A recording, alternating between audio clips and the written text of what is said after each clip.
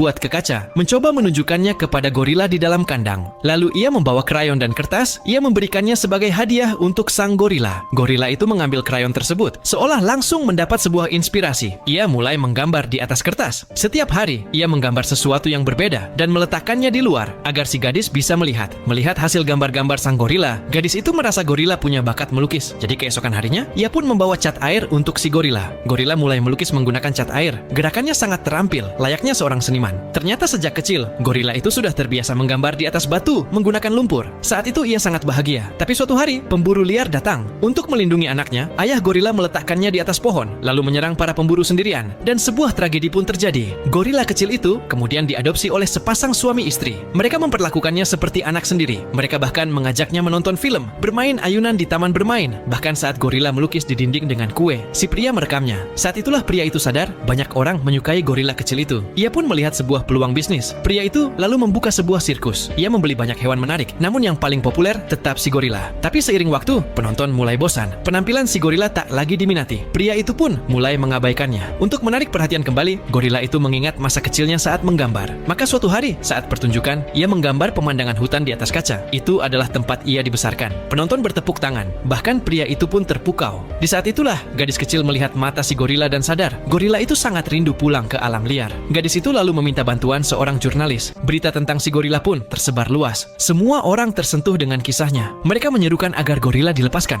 Gorila itu tersenyum. Akhirnya, pria itu menghubungi Asosiasi Perlindungan Hewan untuk memulangkan semua hewan ke alam. Sebelum pergi, pria itu masuk ke kandang untuk berpamitan dengan gorila. Ia menunjukkan foto kebersamaan mereka. Si gorila pun juga berterima kasih. Baginya, pria itu adalah ayah keduanya. Namun ia tahu tempat itu bukanlah rumahnya. Keesokan harinya, gorila itu dikembalikan ke hutan lindung nasional. Keinginannya akhirnya terwujud. Ini adalah film yang diadaptasi dari kisah nyata. Sekarang pertanyaannya, apakah kamu mau berteman dan mengadopsi gorila ini?